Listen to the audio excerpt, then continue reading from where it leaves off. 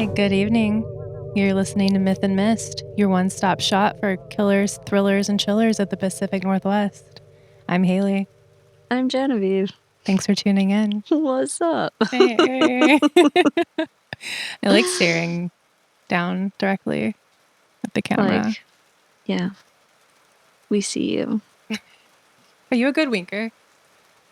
Yeah, but not straight on. I think that would look terrifying. But I'm like That's a good wink. Yeah. You're a good winker. Flirty little wink. Yeah. I haven't winked at anyone in a long time. But I don't do that. Your winking days are gone. My winking days are long since come and gone.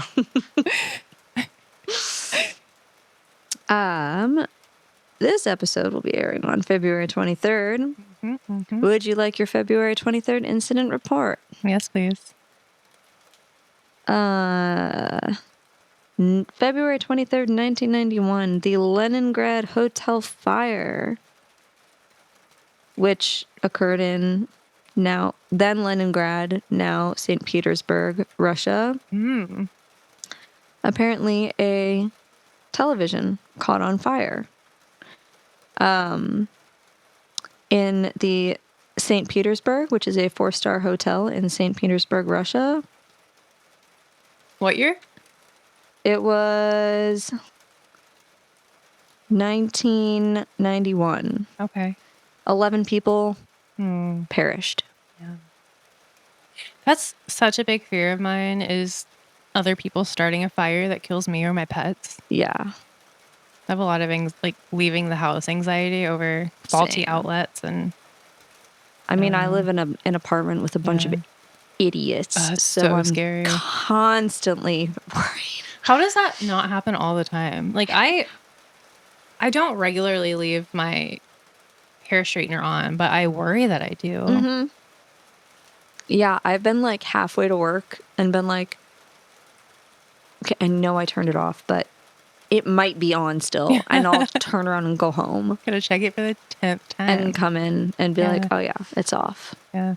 Otherwise, I'm just so off for the whole day because I can't stop obsessing about it. Yeah, I can't. I know. I think that's a fairly common thing for people with OCD. Do you have OCD? I haven't been diagnosed with it. I don't know if I have other symptoms. I have anxiety. Do you ever feel like if you don't do something bad will happen to someone you love or you? In some ways, yes. Not obsessively, but I do some weird things repeatedly that I know don't make sense that I worry. Yeah. That's textbook OCD. Yeah.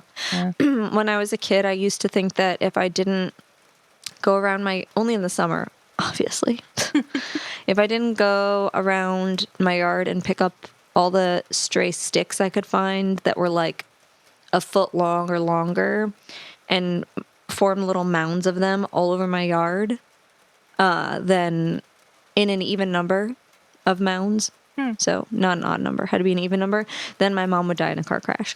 Oh, wow. How many years of that? Several. Wow. That's very specific. That's how I spent my summers as a child. Wow. How did you overcome that? Do you still build mounds in your yard to protect your mom? Well, I don't have a yard. Yeah. Is that how you got over it? I just moved into an apartment. I just stopped having a yard and it was fine. No, I think I eventually just replaced it with other things that were less inconvenient. Okay. And like overtly crazy. But that little voice that's like, if you don't do this random task or this random ritual, this person's gonna die. Yeah. Yeah.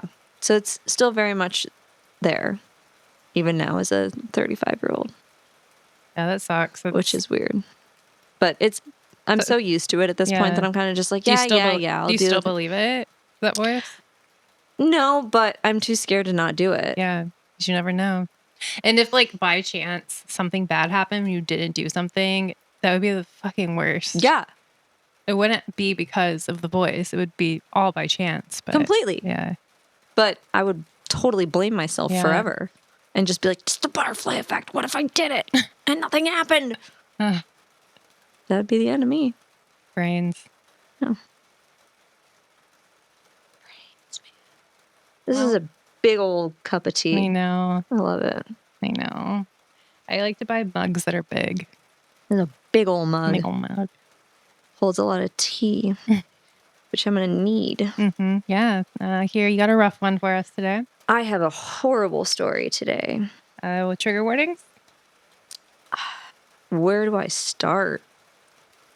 I will say that the one silver lining of this story is that it's not gratuitously violent.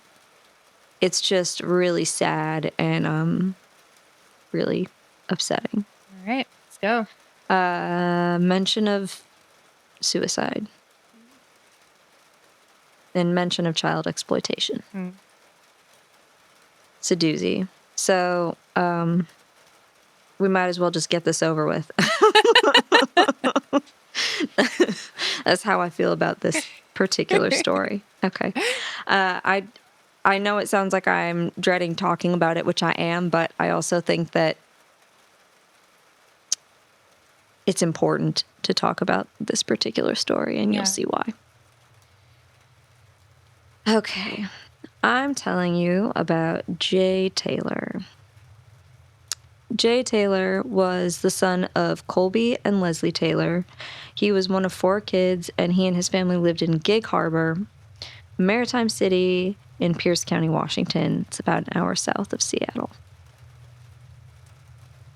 Near Tacoma. Near Tacoma, yeah. But it's like a maritime, like they're very big on like maritime things in that city. Cute. Yeah, which sounds great to me. Yeah. Sounds very charming. Mm-hmm. The pandemic in 2020 left Jay feeling very isolated from his peers. He was only 13. Or I guess he was 11 in 2020. He was lonely. He was very depressed. He couldn't go to school, obviously, super isolated. Jay was assigned female at birth, but had started transitioning around that time. I think is when he started talking about wanting to transition and officially started transitioning like around 2021.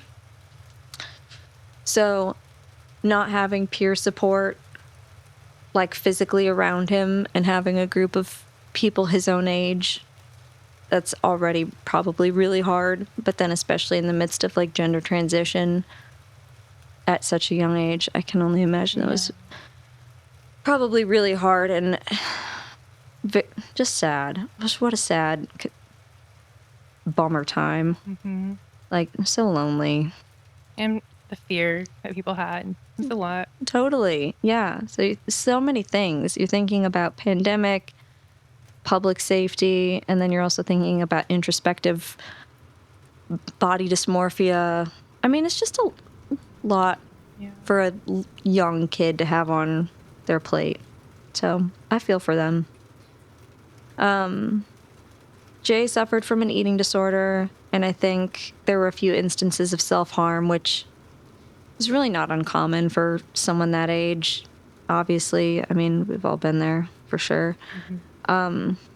But his parents grew a little concerned by how much time he was spending on the computer, which I get, but also remember it's COVID, so all his classes were on the computer, all his homework, all of his socializing had to be done remotely. Mm-hmm.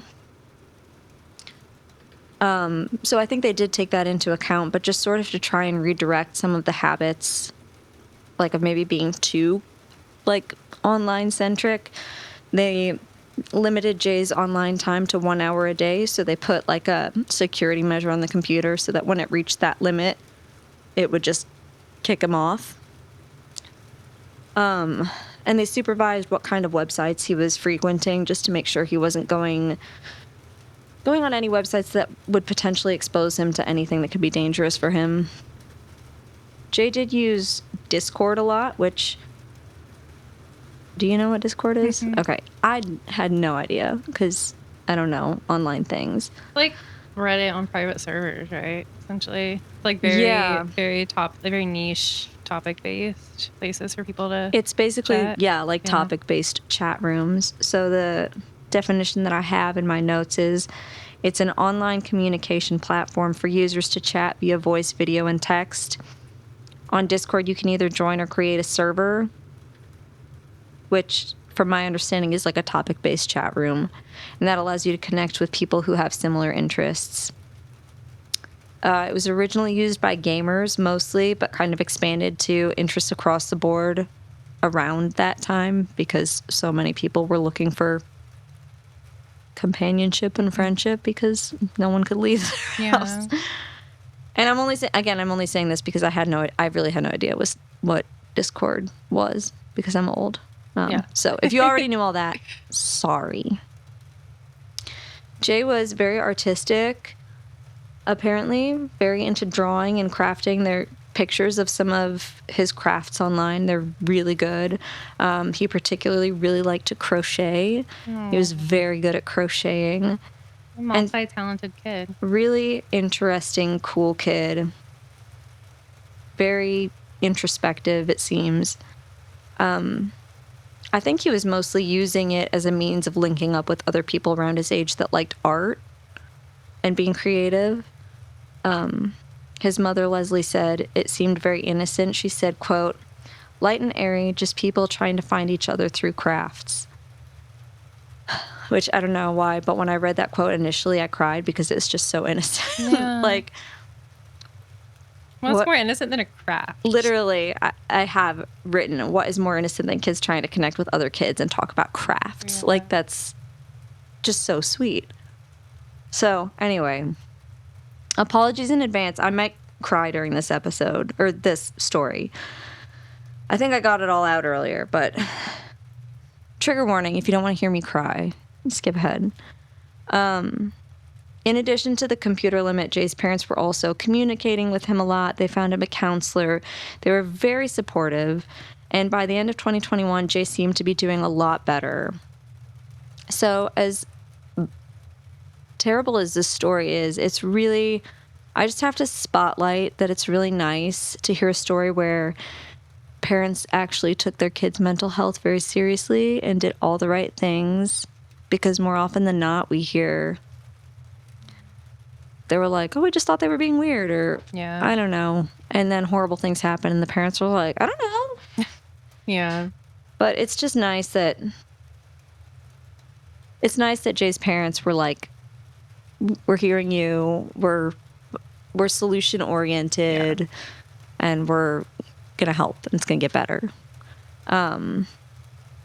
But that being said, it also makes what happened shortly thereafter all the more devastating. So here we go.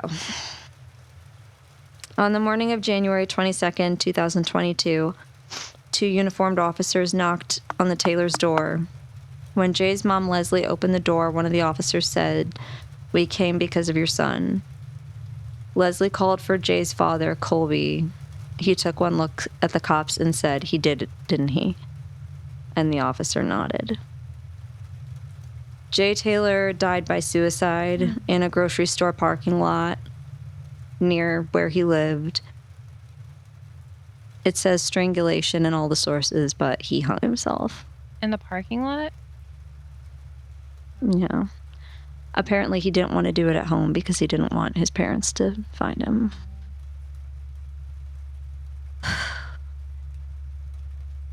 As Colby and Leslie succumbed to their grief, trying to figure out how the fuck they're going to tell their 300 other children that their brother was gone, they had no idea that on the internet, their son's suicide was being celebrated. Oh, God damn it.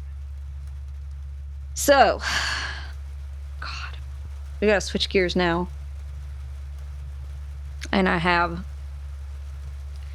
the displeasure of telling you about a decentralized international network of total psychopaths that call themselves 764. 764 is classified as a terror network by the U.S. Department of Justice. It operates primarily on Discord and Telegram, but it has also been linked to certain gaming platforms like Roblox and Minecraft. So platforms that really have a largely teen and kid-based participation. It's also publicly active on online forums. 764 members use systematic sexual, psychological, and emotional abuse, targeting victims between the ages of 9 to 17 years old. Good.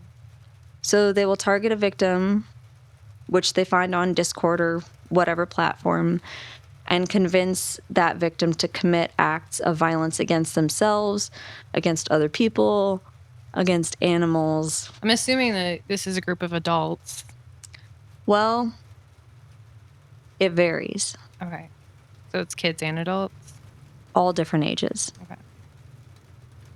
And they convince them to perform these acts on camera that also perform sexual acts. Oh my God. Either on camera or live streamed, and then they record and redistribute the media to other members.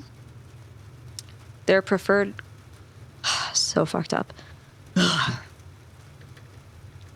Their preferred victims are children from marginalized backgrounds and or those who struggle with mental health issues. Of course they are.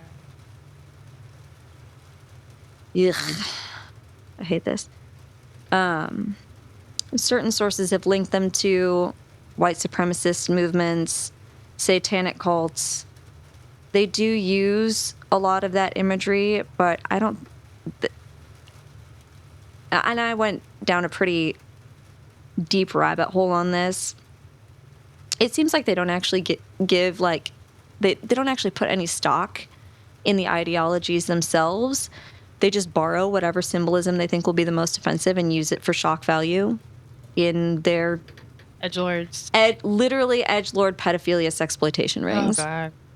So it's the worst of the worst. They're very strategic in their methods. They befriend kids online. Who is, like, the starter? Who is the person who started this? Well, we're going to get into that. They're very strategic in their methods. They befriend kids online. They bond with them over common interests, so they claim to have the same interests. Like, oh, you're into Pokemon? I love Pokemon. Let's talk about Pokemon. And they'll Google whatever shit, so it sounds like they know what the fuck they're talking about. And then once they feel like they've won the kids over and have their trust, that's when they start telling them to do these horrible, awful things. And a lot of the time, since it's a public forum, there will be multiple of them ganging up on this person, talking in their ear, fucking with them, convincing them. It's just, how psychologically damaged must someone be to get off on this shit? Yeah. It's just baffling. Do the kids know that they're talking to possible adults? Who do the kids think that they're talking to? I think Does it matter? I think they think that they're talking to whoever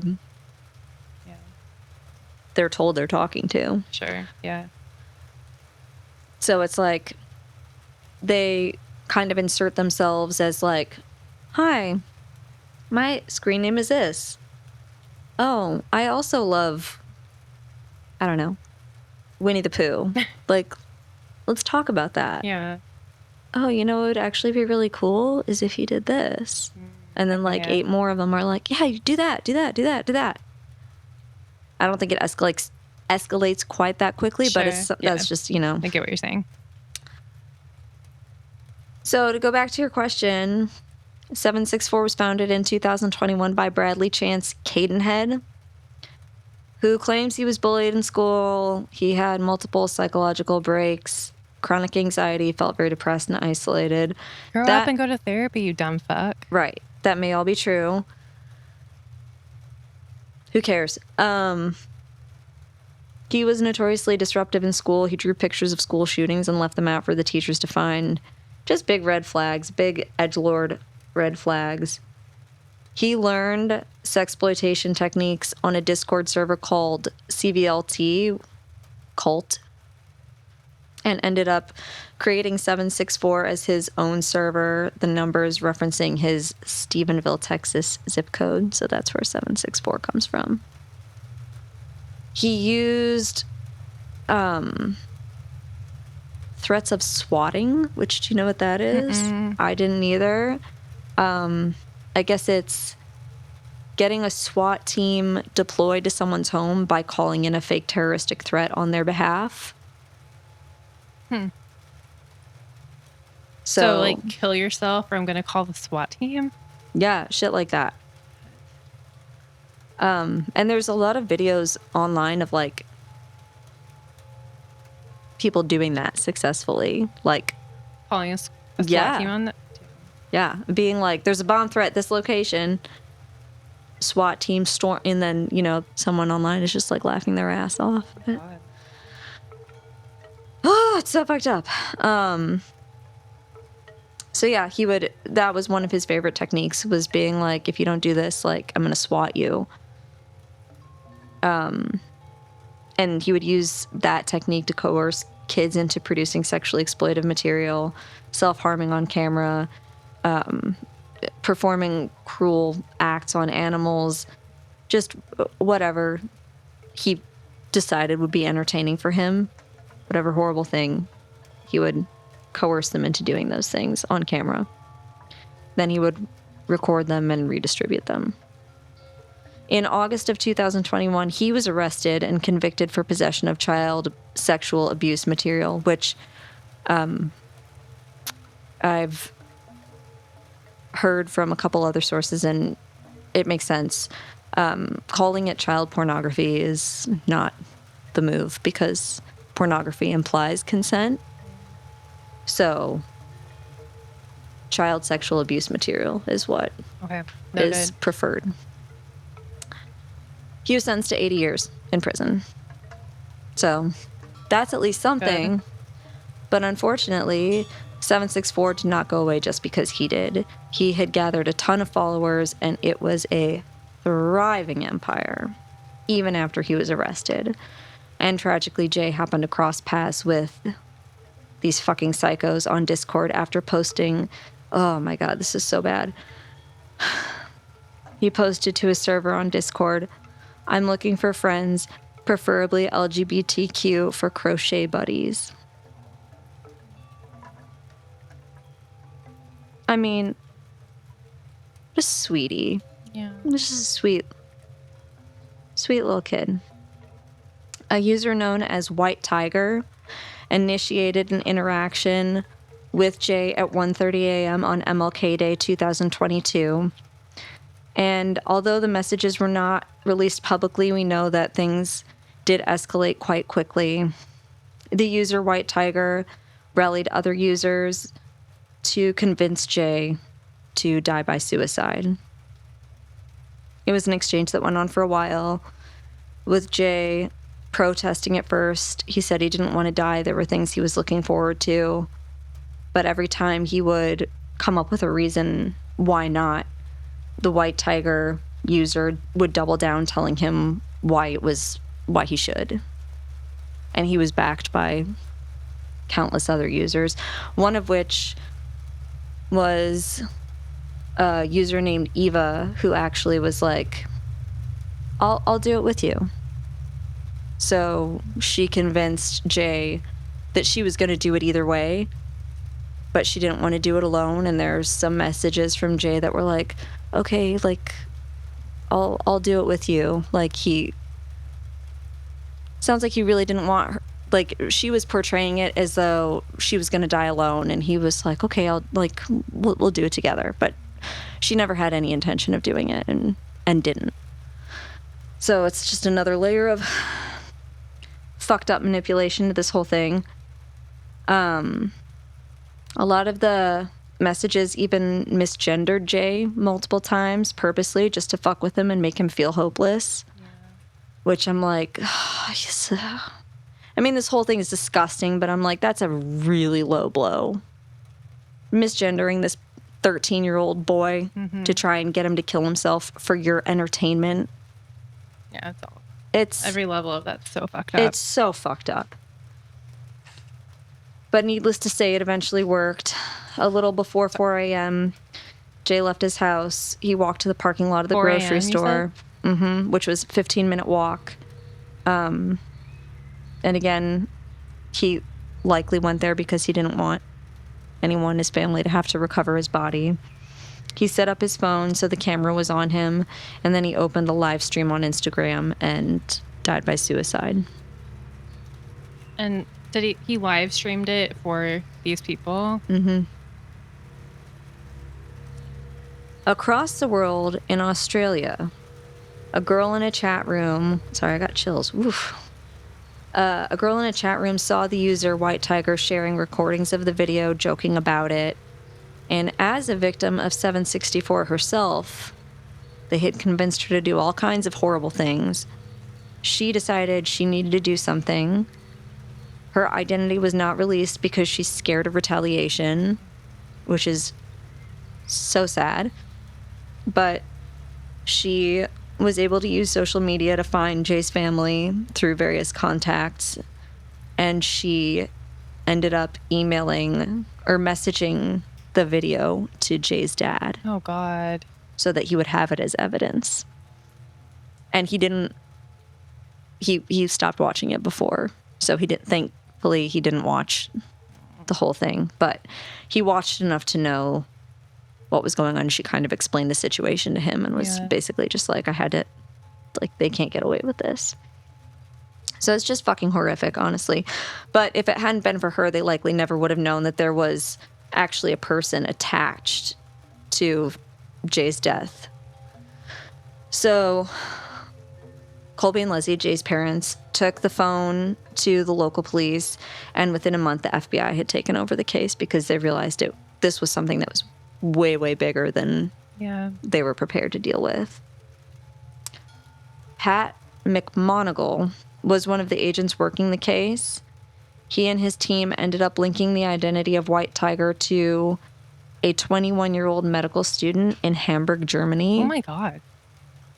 Most of the articles that I've read haven't given his identity because they need to comply with privacy laws in Germany, but there was one other article, which I linked, that did identify him as Shahir J.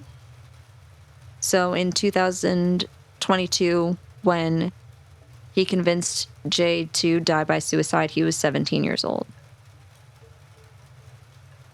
This is what Pat McGonigal had to say about him.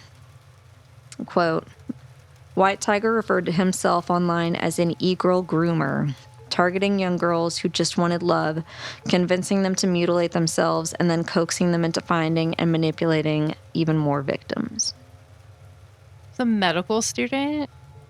Lived with his parents. Jesus Christ. So, because U.S. laws don't recognize using online platforms to coerce victims into harming themselves or others as criminal, the United States couldn't prosecute him. Oh my God. But that's not the case in Germany. Those laws do recognize using online platforms to coerce victims into harming themselves or others as criminal. And so the FBI handed off all their information to German authorities, and in June of 2025, that piece of shit was arrested at his parents' house where he lived. Good. Wait, so what did the originator of this platform, what did he get arrested for?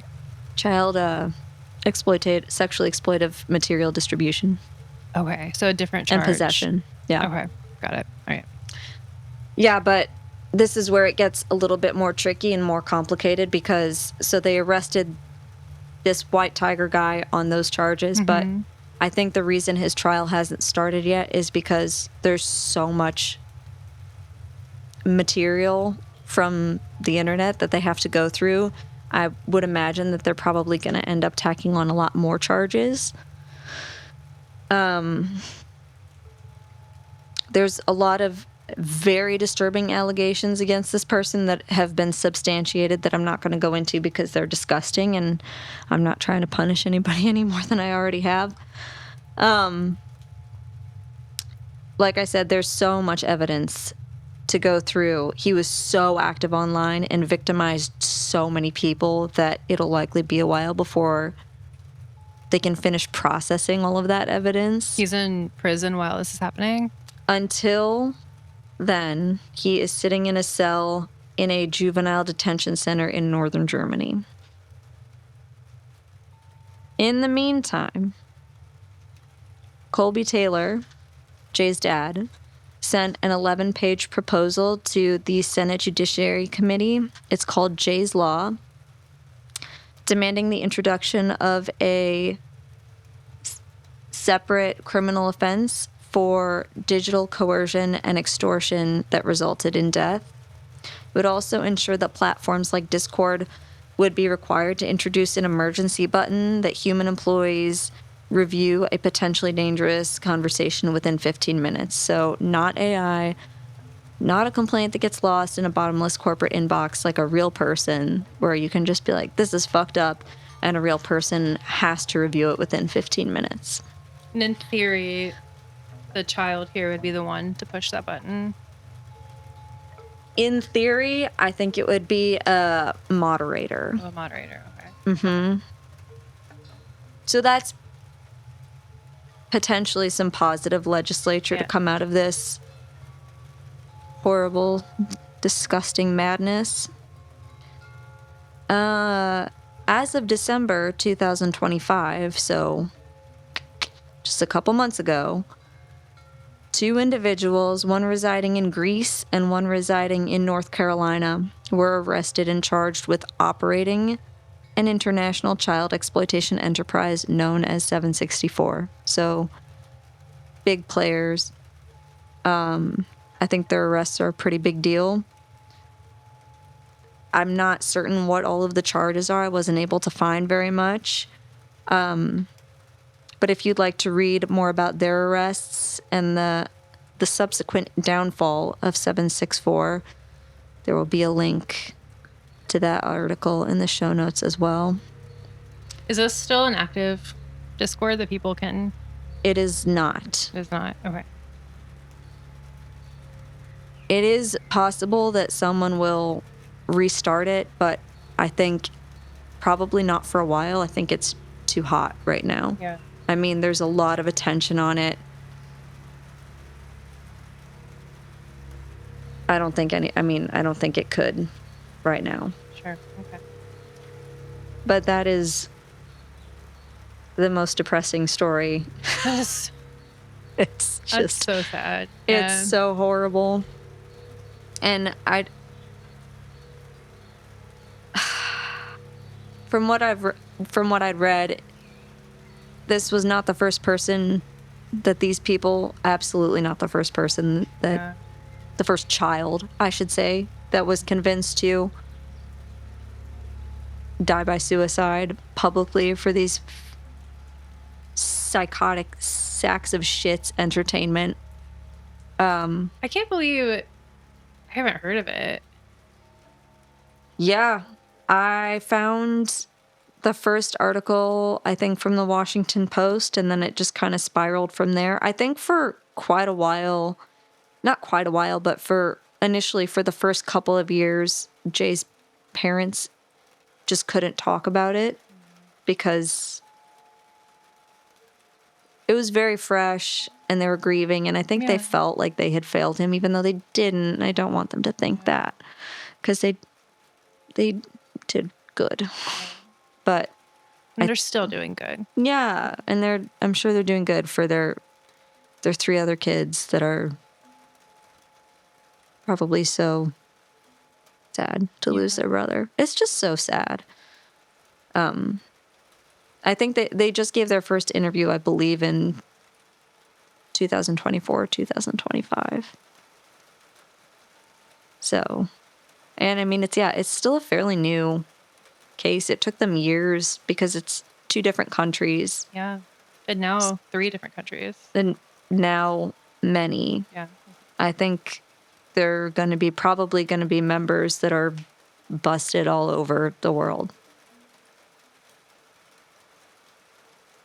Which is so sad, like so symptomatic of the world we're living in. I know. Which is why I was like, oh God, this one's going to be extra bummer, because it just feels like there's no hope anywhere. Do you think that people just disassociate the fact that people on the other side of the screen are real people? And then I think that they do it knowing. I think that's why they do it. I think a lot of the articles that I read called it a nihilist community. And I'm like, nihilists don't relish causing pain and suffering. Yeah, that's selling it. That's understating sadism. It. Yeah. That's not nihilism. That's sadism. So, I don't know. I think that there's probably a certain degree of separation because it is all online. Yeah. But I think that this, like, nasty edgelord Columbine-esque mentality is just so toxic. People who are bullied and maybe don't have any resources or any ability to bounce back, and they just feel entitled to let that pain, like, rule them into doing horrible things to other people. It's very gross. Yeah. It's like a very specific, scary kind of gross. Yep. Because I guarantee if somebody showed up in one of these people's rooms with a baseball bat or a gun, they'd shit themselves. Like, they're not tough. Sure, yeah. That's why they're doing all of this shit online. That's why they're hiding behind a computer and targeting children who are vulnerable. And they would feel so victimized if it happened to them. Yeah, because it probably already has. Yeah. I don't know. It's just really interesting. People's brains, like,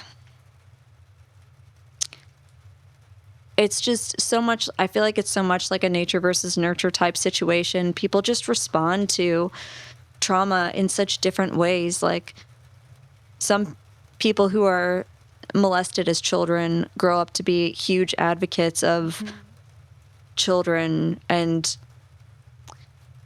end up being social workers. And then others end up victimizing children themselves. Yeah. So I think even though, like, chemically and not chemically, but physiologically, we all have the same brains, but brains are such an impressionable organ, and they're so malleable based on, like, what we're exposed to and the resources that we have. Yeah. And our outlook. Mm-hmm. And so I don't know where I'm going with this, but it's just really scary how someone can have two different people can have the same experience, and one person can go one way and one person can go another way, and you don't know which way it's going to go, you know? I think at some point it comes down to people taking accountability for just being a human that exists outside of their problem. Like, yes, this happened to you when you were a kid, but you're an adult now and it sucks, but you still have to be accountable for yourself as an adult. And how is victimizing somebody else filling that hole in you? Yeah. And what does that anger say about the kind of existence you're choosing to live? Yeah. And why are you letting this shitty thing that happened to you define you, as opposed to like who you actually are at your core? Yeah. Like, you're getting lost and you're just being defined by, like, your anger. Yeah, I think that's a big one, letting it continue to define you as you grow older. I mean, I had horrible shit happen to me in high school, too. Yeah. We all, you know. Yeah. We all survive things. I don't know. It kind of made me spiral a little bit and think about the idea of, like, sociopaths versus psychopaths. Sociopaths are born, supposedly psychopaths are made. Okay. Not with that.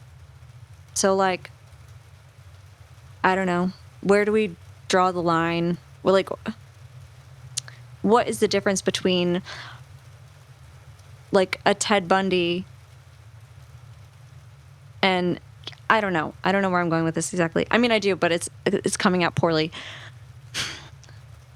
We never know how much a seemingly minuscule experience will affect someone, because we all have different brains. Yeah. So something that could be completely innocuous to one person could set another person down a path of destruction. You know what I mean? Mm-hmm. So it's very much like I just, more so than anything, with a lot of these people who commit these acts, I just want to, like, understand. Yeah. Like, what happened. And sometimes it's very obvious, you know? Sometimes people experience horrible, horrible things that harden them. And then other times, it seems like that's not the case. But then again, we never really know what's going on behind closed doors, you know? It's true, yeah. Horrible things have happened behind closed doors, and people have been none the wiser. Do you think you get an interest in psychology in the way the brain works from your mom and her work? Maybe. But I think I'm also just like, I want to be able to, I feel like there's always that turning point with people where it's like, this thing happened and you can go this way or you can go this way. It's like a choose your own adventure. And I want to be like, what do you have to say to someone when they're at that point to steer them this way rather than this way? And what is there a commonality in certain people's brains that makes them more sensitive to trauma and makes them more inclined to take that trauma to a dark, vengeful place versus an introspective place? I don't know. It's just so scary to me that this organization was able to recruit so many people. That's so much like collective hurt and collective pain. Recruit all these people under the radar enough that no one had formally been charged for anything until 2022. It's really hard with cyber crimes. Yeah. And I don't know. Like, I think with a kid, there's no question they're so impressionable. Yeah. I don't even think it should be a question. You tell a kid to commit suicide and they do it, you're guilty, man. Yeah. Like, but yeah, it's just scary. It definitely made me spiral quite a bit and make a lot of different weird connections. Yeah. That I wasn't really like trying to think about, but I did. All that said, I hope that wherever Jay is, he is happy and peaceful. Absolutely. And doing lots of nice crafts. Crocheting. That he enjoys. That's so sweet. I know. Oh, God. That was horrible. I'm never going to do another case like that ever again. Yeah, no. Child crime. That was so terrible. But also, I do think it's important to spotlight kids like Jay and just kids in general and realize how vulnerable they are online. Yeah. It's so stories scary. Are important, even though they're awful and hard to hear. They're so horrible. But Jay was really cool. And his art is really cool too. You can look it up online. It's really cool. I definitely am going to. Yeah. He's a really very talented kid. I guess his dad still carries around like a doily that he made for him. That's really sweet. Yeah, he like takes it with him everywhere. I know. Oh my God. I'm done. No more. Done with this case. We're done. Okay. We did it. We got through it. Again, we don't talk about our stories too much beforehand other than like the area that they might be happening in. So tonally, they are often very different. I did warn you about this one, though. Yes, that's true. Okay. I was like, this one's going to suck. Yeah. So I'm sorry. I'm sorry, everyone. Sorry. Hey, people are here to listen to true crime. They know what they're in for. They do. You do. Okay, well, tonally different, but geographically the same. Today, I'm going to talk about Tacoma-area UFO encounters. And I'm going to shit my pants and cry. It's not that scary, I don't think, but we'll see. We'll see what you think. Okay. God. So the area is widely known as a UFO hotspot. Local Native American tribes have passed down lore through generations of sky creatures and darting balls of light. The earliest... I'm already scared. Darting balls of light? Darting balls of light. The earliest written account of a flying saucer sighting in the Tacoma area dates to the fall of 1896, when the Tacoma Daily Ledger ran a story with the headline, "What was it? Wonderful apparition seen over Tacoma." Are you kidding me? It was in the paper in the 1800s? Mm-hmm. Oh my God. The article shared the story of a husband and wife who saw a strange light from their Tacoma Avenue house. In the article, they said, "It flashed often, and each time sent forth various colored rays of light, shooting out from the center in every direction, like spokes from the hub of a wheel. It seemed to have a wavering motion and swayed back and forth in its course through the heavens, like a vessel at sea in a storm." It's kind of poetic. I was going to say that's very poetic, but I hate it. A recent declassification of military reports suggests that the skies around Tacoma and Pierce County might be a hub for unknown objects. Amazing. In the U.S., the state of Washington has the highest rate of UFO sightings, with reports of unusual pulsating lights, triangular objects, mysterious metal saucers, bright multicolored glows, and cigar-shaped objects in the sky. I found this website. I can't remember what it is, but I will post it in the show notes. You can put in any address, and it will show you any UFOs that have been reported there. There have been like a handful in our neighborhood over the past few years. I fucking hate this so much. I'm going to look mine up, and I'm going to scream. Wait, Washington is higher than like New Mexico? I believe so. It's the highest UFO sightings. I told you, man. Washington is not right. Washington is something not right. is rotten in the state of Washington. Well, stay tuned because I have an explanation. Oh my God. One of the most famous sightings in the area is known as the Maury Island incident.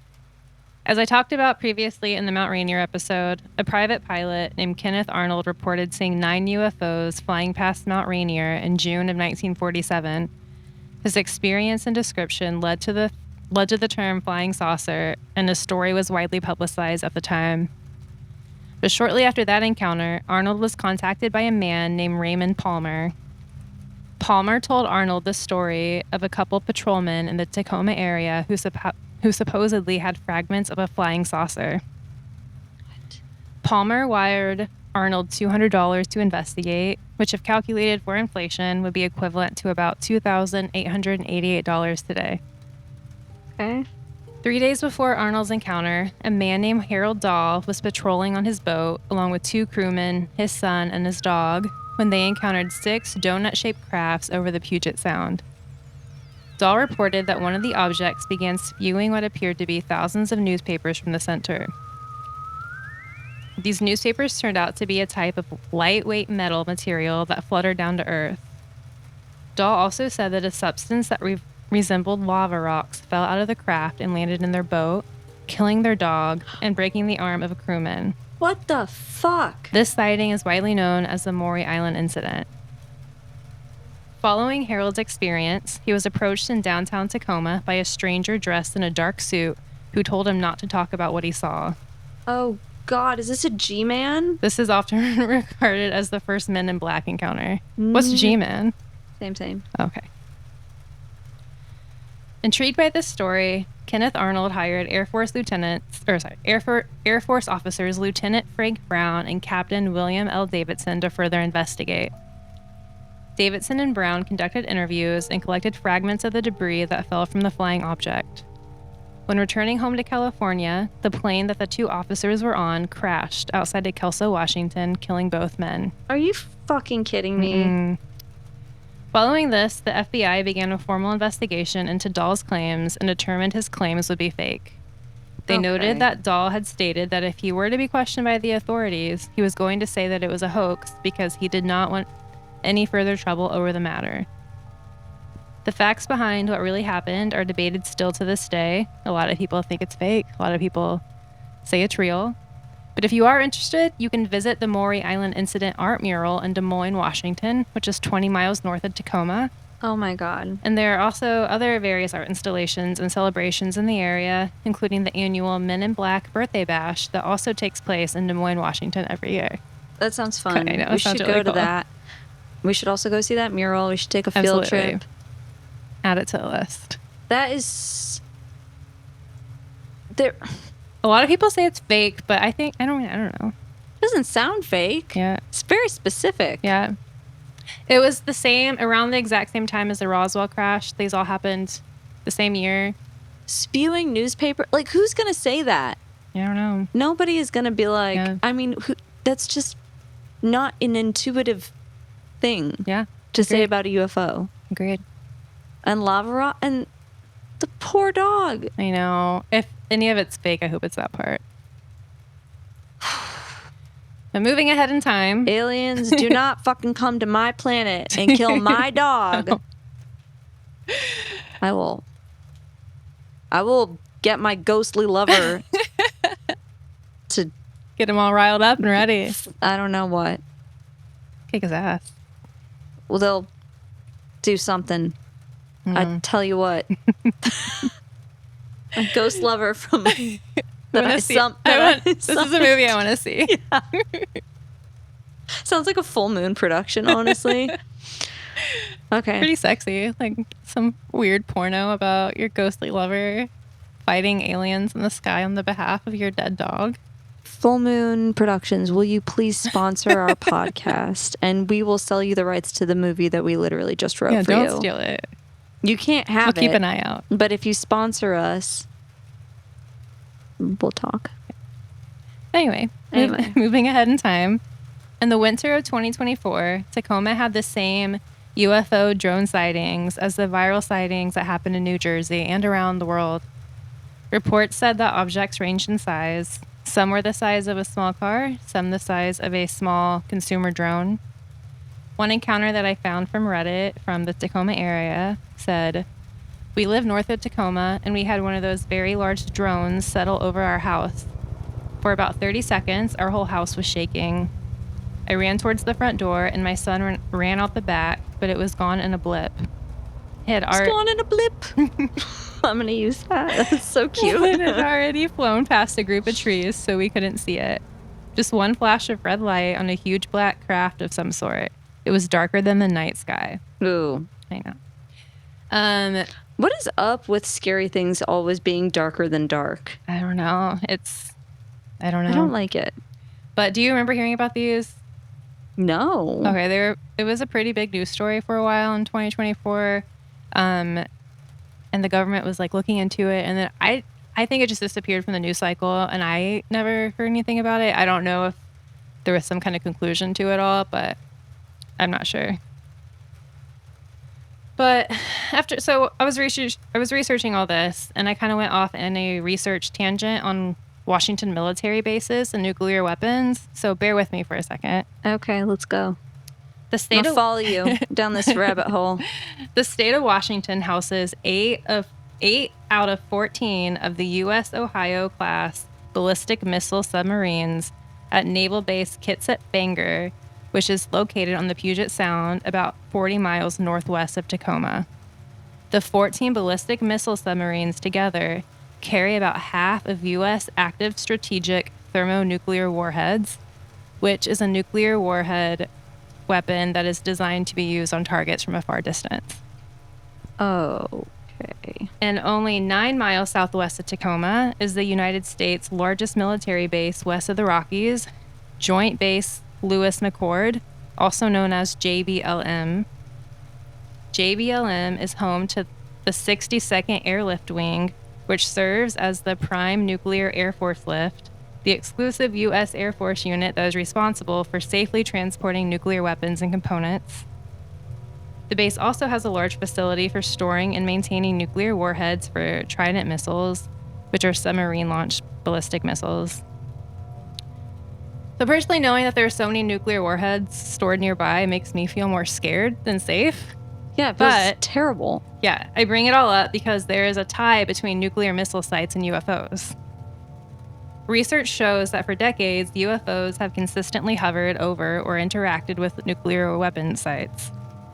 Throughout the last century, high-ranking U.S. military and intelligence personnel have reported UFOs near sites associated with nuclear power, weaponry, and technology, all ranging from early atomic bomb development to today's active nuclear and naval sites. Statistically, transient star-like objects are 45% more likely to appear within a 24-hour period of a nuclear test. Researchers have also observed that UFO activity has increased by 8.5% after nuclear explosions. Former U.S. Air Force personnel, such as Robert Salas, have testified that UFOs have caused direct interference and have appeared over nuclear launch facilities and caused missiles to become unlaunchable. In 2015, French economists also provided a statistical analysis confirming that within their data set of sightings over France, reports of UFOs were clustered around areas with high strategic, military, or atomic significance. So this is a worldwide phenomenon. I personally don't know what is in the skies above Tacoma, obviously, but I do suspect that it has something to do with the military bases and the nuclear facilities. A couple interesting theories that I read about it is that UFOs might have a vested interest in monitoring nuclear facilities to prevent catastrophic events. Perhaps they've created systems or units that keep watch over these sites, ensuring that if a leak or accident were to occur, they could intervene to mitigate the fallout. Just kind of a comforting one. Okay. An alternative theory is that overlapping universes are somehow affected by the nuclear reactions in some way, so they come down to babysit us so that we don't unleash anything that will affect other universes. I love that one, actually. They're just like cosmic guardians that are like, and we're like the toddlers of the fucking that seems cosmos. That seems right. Yeah, right? that they're like, no, give me that. Hey, get that out of your mouth. Yeah, I like both of those theories, but yeah, what do you think?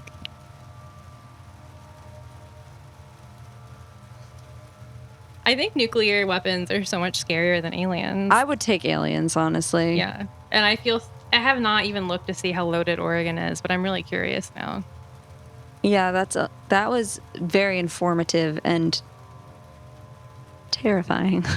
I gave a definition of the different missiles because I don't know anything about it, and I had to learn too as I was researching and reading what the different missile types mean. That's super interesting. I had no idea. Yeah. Yeah. All right, aliens, would you just come down and do something already then? I know. If they're such guardians of the world, then why are we all so fucked? Sake. Maybe that's y'all, you know what I'm talking about. Maybe that's what all the... You guys know. Maybe it's what all those clusters of UFOs were last year. And then what if, like, our government, like, destroyed them all when they were trying to help? No, the government could not destroy aliens. Oh, no. I don't believe that. I think that if there are aliens, they're so, like, we're like ants to them. Yeah, that's probably true. We're like... What's the silliest bug? A potato bug. What is that? Like a pill bug? Like a roly-poly? Oh, they're called potato bugs? Yeah. That's cute. They're just silly. They're just rolling around. They fall on their back and their legs are like... and the aliens are like, oh, God, just let them turn themselves back up again. Okay, wait. Do you want to look up your address to see... Yeah, kind of, but the website is nuforc.org. So you can look up your website too, and also not sleep. That is a lot. Yeah, you can search your address right there. Okay, here we go.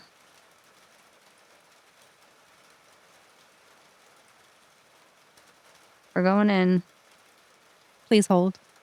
Oops, that's an R, not a T. God damn it. Okay. Search. Oh, wait. Oh, I forgot to put the state and zip code. Maybe that was the wrong search bar, too. Sorry, listeners. Sorry, listeners. But we need to know this before, because depending on what it says, I may not go home tonight. Wait, maybe... Hang on. How does this work? Come on, my buddy. Oh, it's allowing the location? This is great radio right now. Yeah, we're really making excellent content. Should I try it on my phone? It's not working. We'll try it later. We'll try it later and let you know. As soon as we sign off, we're going to try it again. Yeah. And then we'll give you an update on the next episode. Yeah. If you look up your address, send us the most interesting one. If you look up your address and there's been a lot of activity over it, send us an email. I sent Jordan the one that was our address. What did it say? Saw object hovering in air, very low altitude, with 2 white lights on either end. So pretty boring, but that's okay. The one that was seen in our neighborhood. I'll take it. 12/12/24. Oh, damn, that's recent. Mm-hmm. Shit. All right, I think this has been a long one, so maybe we should wrap it up. We should do our true crime. Yep, true crime trivia. I'm getting quizzed today. Big one. Like the card. I want not that one. This card. It's a great choice. Thank you. Am I going to hate this one? I don't know. What is the title of the Netflix series based on the life and crimes of Anna Sorokin, also known as Anna Delvey? I don't Do you know care. this? No. Okay, let's pick a different one. I don't like that. I don't know who that is. I think she's the... I don't care. It's not interesting to me. Which real bank robber inspired Al Pacino's character in the 1975 movie Dog Day Afternoon?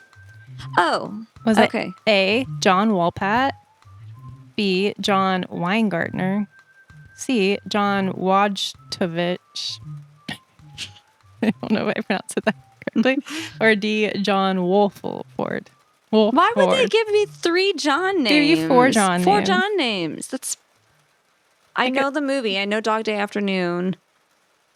He robs a bank to pay for his partner's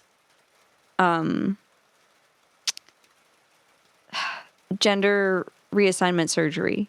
Oh, interesting. And it's based off a true story. Do you remember? I don't. Well, this also could be my fault because the answer is the one that I can't pronounce. The one that you can't pronounce. Okay. Wojtowicz. Let me see it. Wojtowicz. John Wojtowicz. Yeah, that one. Okay. Well, I wouldn't have known that. Yeah. And also, that's a cheap shot, giving all 4 options as John. Yeah. Okay. Well, I probably still wouldn't have known, even All if... right. You should go through these and pick out the ones that you... I should pick out the ones that suck, because it seems like some of them kind of suck. Okay. And then once we get through all of the good ones on there, then I'll just start writing some. Oh, yeah. We can write our own. Yeah. I'll quiz you about ghosts. I don't know what that would look like, but we'll make it. Which ghost is green and eats everything? A, Casper. B, Ghost. What ghost? the answer is D, Slimer. What is Patrick Swayze's name in Ghost? That's who I was thinking, but I don't know his name in Ghost. I don't know. Just Ghost. Sam, maybe? To be honest, I don't know if I've seen that movie. Patrick's... What? We'll make it our second film in our Patreon movie club when you join us. We need to start a Patreon movie club, basically, is what we're getting at. So, Okay, so and a Patreon. And a Patreon. So follow us. Give us 5 stars. Tell your friends. Leave a comment. Leave a comment. Constructive criticism is fine. Don't be a dick. Yeah. Be nice. And we'll see you next time. yeah, be safe. Good night.